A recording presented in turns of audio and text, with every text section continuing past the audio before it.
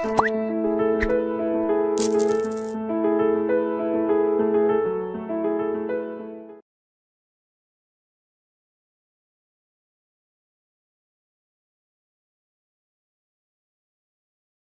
this will be one of the videos in that series for ethics, where we'll be talking about the basic introduction to the ethics, the basics that we must know before we start upon the study of ethics as a paper for general studies in UPSC. This paper obviously requires much more than theoretical knowledge. It also requires something more than a bookish knowledge, I would say. Merely like, I know there are people who will tell you that you have to study the dictionary, you need to know the lexicon. Definitely you must, no doubt. But the logic is that has anybody excelled in writing essays by reading dictionaries?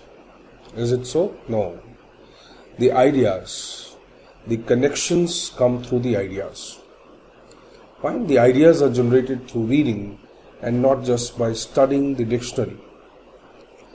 You can have a good vocabulary without a context, right? And that is what a dictionary does, right? So, as far as I feel and I have experienced, I don't think so. Just reading dictionary will help you understand the domain and the entire logic of ethics, no doubt about it, right? But then I won't say that yes, it is part of the study, but when you actually want to study or unravel the entire domain of this understanding of this paper, then you must go for the second ARC report on ethics in governance, citizen-centric administration, right? And social capital, the third report, these three reports. Meanwhile, you can also go for e-governance report. Though these reports will help you in multiple areas in general studies, fine. So don't just neglect ethics paper as just standalone paper. Your lot of content which you study here and there will also be used there in the ethics paper. And definitely I would say that a person writing the ethics paper will have to have a very practical insight into understanding what exactly is the domain of ethics. Now, let us start our conversation with a very simple, very generalized question, and which is universally present in the mind of all the aspirants. What is ethics, and what should we study? Right. Can we study ethics? Can somebody teach us ethics? Being ethical, is it a kind of procedure? Being ethical is a kind of steps or comprised of certain steps that we can follow. Being ethical is inborn, or we acquire this knowledge over the time, right? So these are some very pertinent questions, very common sense questions that students ask, that people ask around us. Now, when we are thinking of the study of ethics now, and we get confused between ethics and morality, we have made another video on that also. You might be subsequently viewing it. So, when we think of ethics, ethics is a subject, is an area of study which helps us understand or helps us to live our lives in a better manner, to manage our social conduct in a desirable way,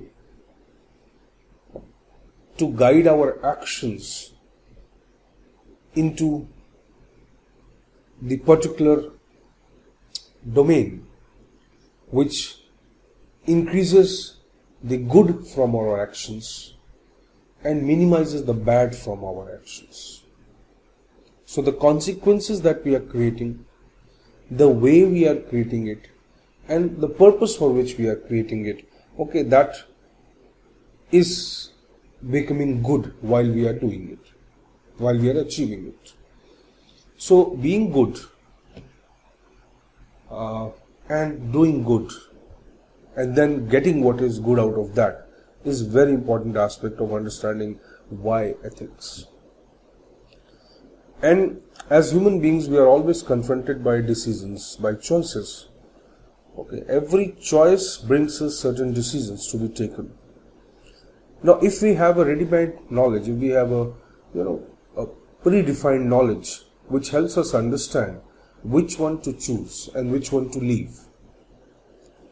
Okay, and obviously it gives us a logic for that. It gives us some basic premises or principles on which we are going to choose. That why should we be honest? Even at the cost of personal sacrifice, why a public servant should be honest? Now, when we get answers to these kind of questions, or why somebody is corrupt in spite of being a good performer, why? Professionally this person is successful, but he is corrupt. So whatever he is he good or bad? Now you have to draw some conclusions. You have to make decisions. You are confronted by choices. These choices pose what is we call as the ethical dilemma, the dilemma of choosing which is good and sometimes choosing which is less bad. Right? So the choice may not always be between good, the best, the better. Right? The choice may also be between less bad and more bad. Right? So this is a big difficulty for us as human beings to understand. So it requires a very organized knowledge to deal with these things. Right? Every day we have everyday situations which pose in front of us. Right? So your driver damages your car while driving, though he was not driving fast, but it was someone else's mistake, and though you can say a part of the mistake was your driver's also. Now the cost of the repair is much more than what his salary is, but it is his mistake and not yours. Right? Now will you impose that burden of this repair on the driver? A very small question. Or will you ask him that, okay, per month I will cut some amount from your salary so that you can repay for this damage? If you have an insurance, yes, you can claim it from there, but still his mistake gets overridden. Right? Now these are very small questions which confront us every day. Right? Whether to pay the rickshawala the exact amount or bargain with the rickshawala.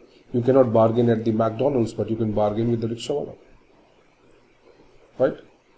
So the more professionalized things are, the less scope of ethical evaluation.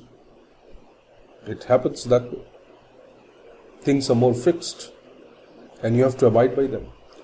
But in your everyday life, obviously you require to understand that whatever we do, every act, every thought, every consequence, every imprint that we have, okay, comprises of some evaluation in terms of being good or bad. Now that is the domain of study of ethics. So what does ethics do? What does it teach us? Now as far as your UPSC syllabus is concerned, you must be knowing that definitely there was a background. There have been circumstances which have led to the emergence of ethics as an important area of study. Right? The United Nations Convention Against Corruption 2000. India is also one of the signatories.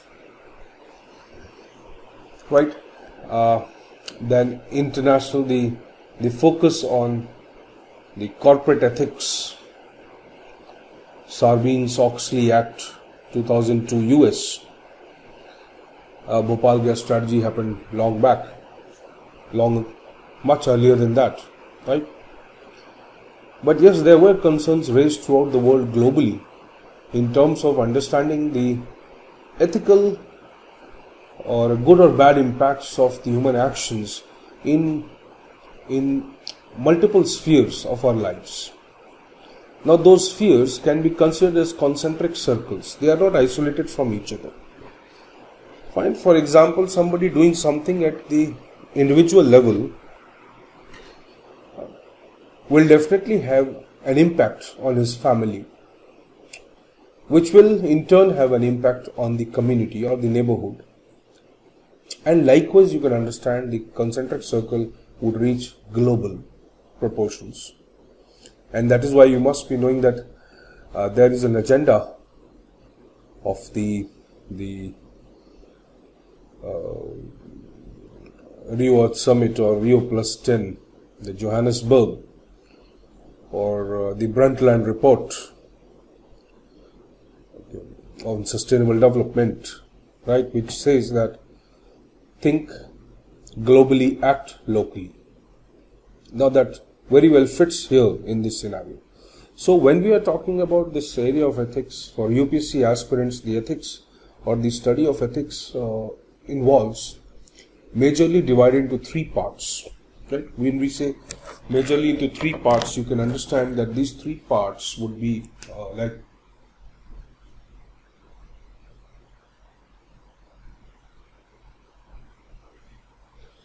the theory part, right?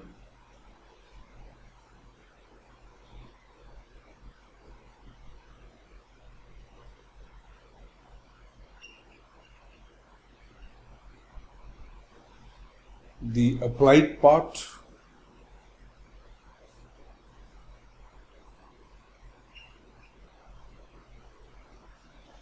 the practical part. Now please don't be confused between applied and practical, they are different things, right?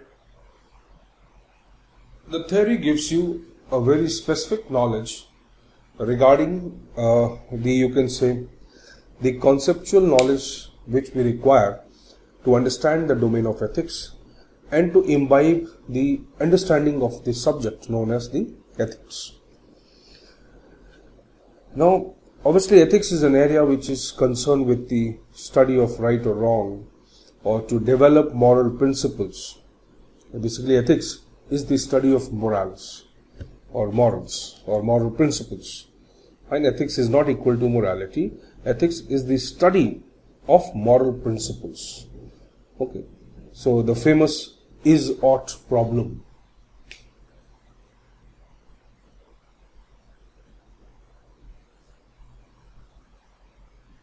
What is and what ought to be? What is there, what is desirable? Fine. So you can understand it. Ethics is more of a normative knowledge. Normative knowledge means something which helps us find out exactly what should be. We are in search for what should be. What should be the ideal conduct? Who should be the ideal public servant? What should be the traits of an ideal police officer? What should be the parameters of an ideal citizen? And then probably we'll be able to evaluate the deviation from that ideal to what is the real. And then we can suggest the course for correction. Now this is what in common sense way you can say is the study of ethics. So the theory part is basically dealing with that. So your paper, entire paper, if you see, fine, and it's a very scoring paper, right? Around 100 marks case studies are there, 120 marks. 125 marks will come from the theory and your applied part, right?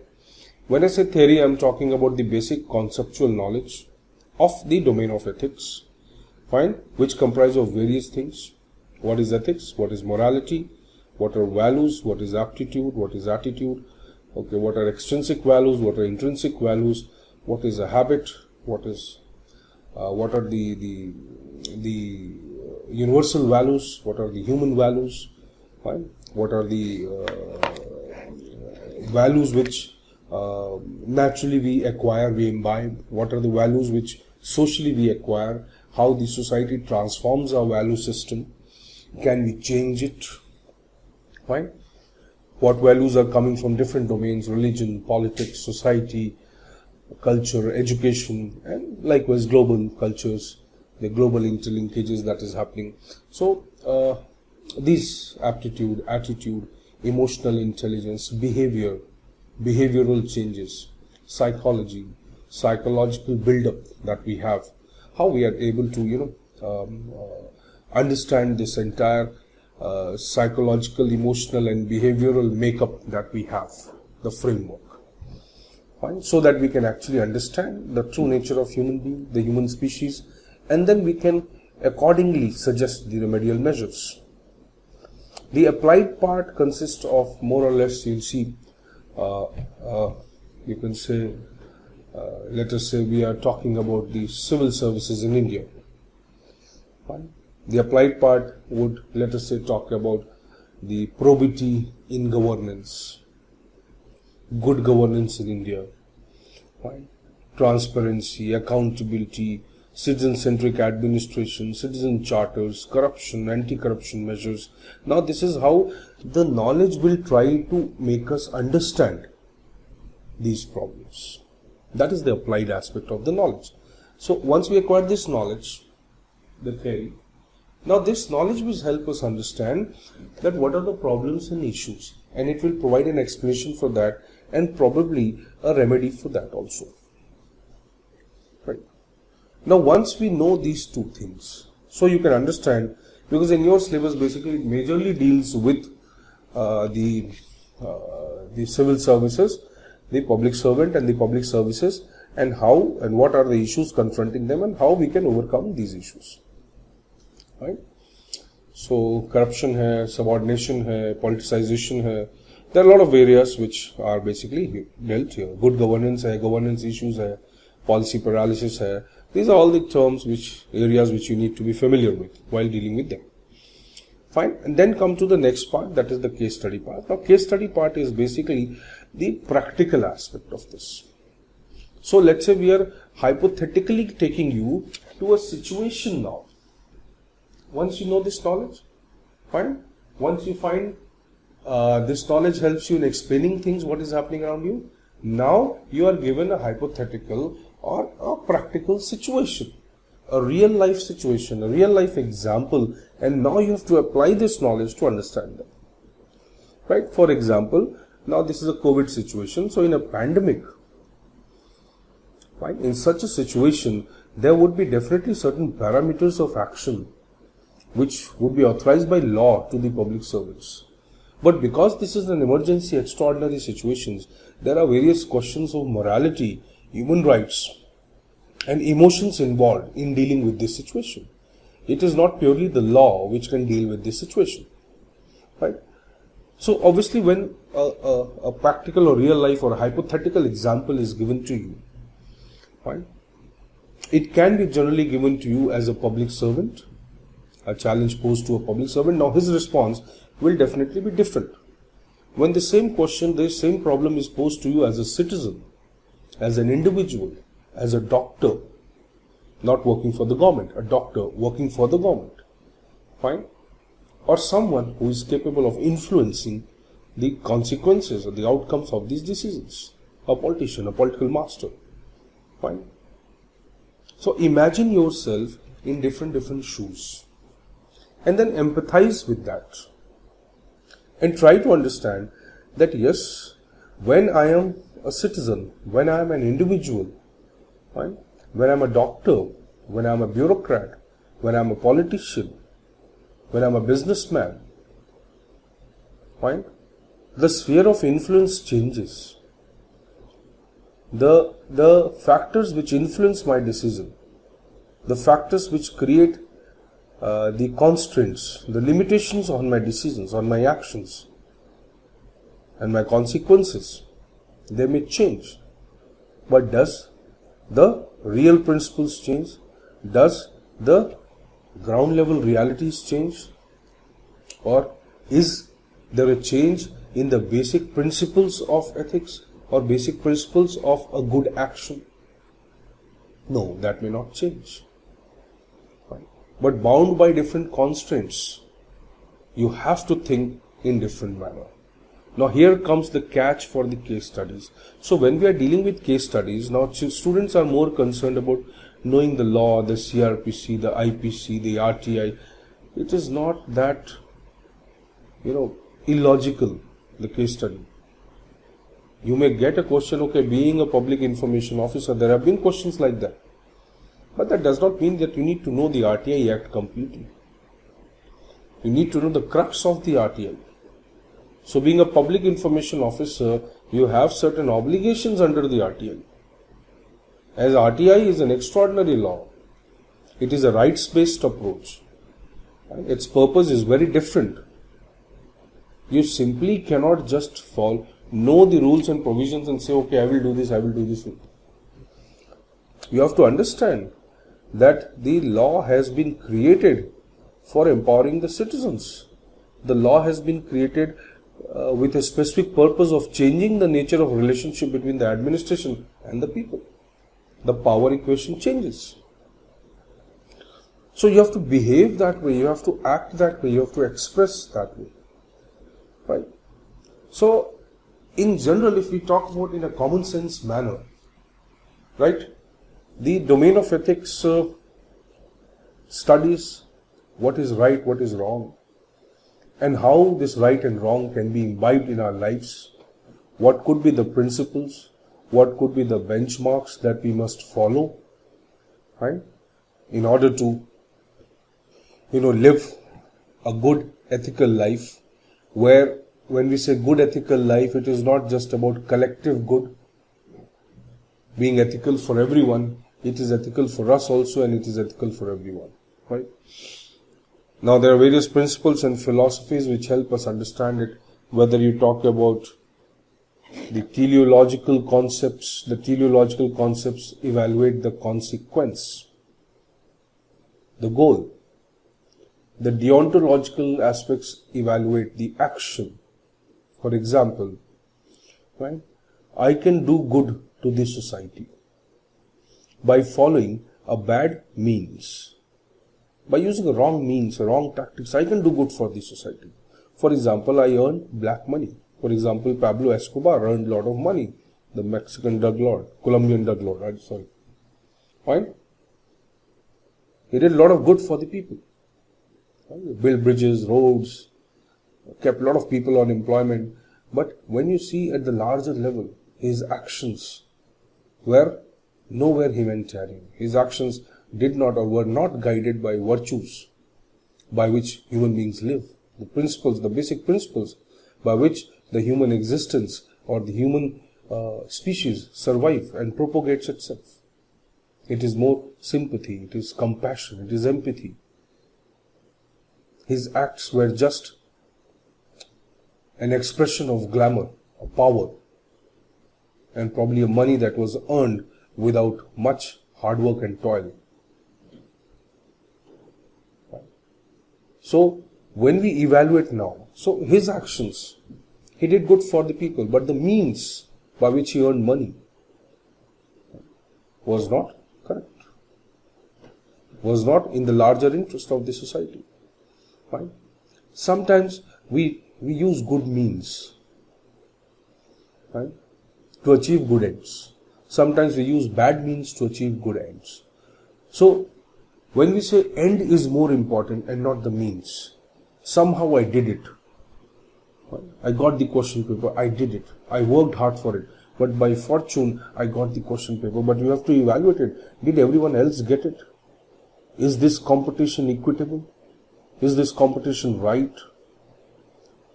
Is your hard work justified that way? Right? So you might get good things by using bad means. Right? And you can justify it. Teleological principle justifies that end is more important. Kautilya, Machiavelli, these are the people, right, who probably influence this kind of thought. Deontological Kant. Immanuel Kant is a very famous theorist belonging to the deontological school. And he says that no, the action is very important. The means is very important. Okay, if you follow good means, if your actions are good, your actions are moral, right, the consequence will happen. So consequence will not justify, the end will not justify the means. Means have to be good. Actions have to be good. And if there are good actions, the consequences will be good, right? So there are a lot of theories and principles which will help us understand what exactly is the nature of study of ethics, why the domain of ethics has come into the limelight, what are the second ARC's view on ethics, right? What is the Justice Douglas Committee report say on ethics, American committee, right? And why there is a global concern with the ethics, and the ethics in governance has become one of the core curriculums of today public policy or public policy governance, the study. So there are a lot of things, like when you say you take this study to the multidisciplinary level, to the bigger level, and you say that when we talk about environmental conservation, somewhere the principles of ethics are involved. When you talk about corruption, directly principles of ethics are involved. When you talk about the corporate greed, the crony capitalism, right? The manipulation of consumers by the misfit advertisements, by the misguided advertisements, and the Fair and Lovely case is very famous. So a lot of Maggie and a lot of things. Okay, what is maybe legal here may not be legal somewhere else. Fine, but then what is ethical here, as in terms of the human principle, the human nature, will be ethical there also. Fine. So somewhere the basis of ethics and the basis of ethical principles, fine, they may transcend the cultures and the national boundaries, but definitely they have a big correlation with the nature of society, the culture, the politics that we inherit or that we create. Right? So when we see a larger domain than the globalization, environment, and all those areas, the medical field, surrogacy, right? Abortions, and there are a lot of issues which will bring which we need to evaluate from the ethical perspective. Right? So the increasing violence, crime, regional disparities, all have to be somewhere understood in the wider domain of ethics. So we'll try to deal with all these areas. Right? We are trying to give you as much possible the important content, the basic concepts, the core concept that has been one of the important flag, or one of the pillars or flag bearers of our ambition that we are promoting here, right? So we'll be very shortly starting, let's say, I think by 24th of this month, August, we'll be starting a course on ethics, which will obviously continue after the prelims also, which can be accessed after prelims also, and it will be a very student friendly, cost friendly. That is one of the aims we have, right? But considering a lot of factors right now, influencing this field, and not only this field, obviously many other fields here, right? So keeping that also is in the terms of the service delivery, there's also one of the constraints we are facing, everyone, right? So we are trying our best. We'll be coming to you with obviously a lot more content, okay, on ethics, on governance, and polity, public administration. We are doing already. So kindly just participate, involve yourself, engage, ask questions. Fine. Come to Telegram channel or YouTube. Fine. We will engage with you. Fine. So this was just a basic intro lecture on ethics, and we'll be coming back with obviously next few lectures, which will more or less cover the various concepts of ethics, okay, or ethics in governance, as we say. So ethics, integrity, aptitude, right, is all in all, you can say, connected seamlessly with one another in search for what can be the good governance, what can be the ideal behavior of the governments and the citizens, and how they can be engaged together in this ideal behavior, or at least towards this ideal behavior, and they must achieve the growth and equity for everyone, okay, without becoming seemingly corrupt or seemingly atrocious or exploitative of the citizens. Maharashtra government must be beware. Fine. So, thank you so much for listening. It's always a pleasure interacting with you people. Take care. Bye bye. Thank you.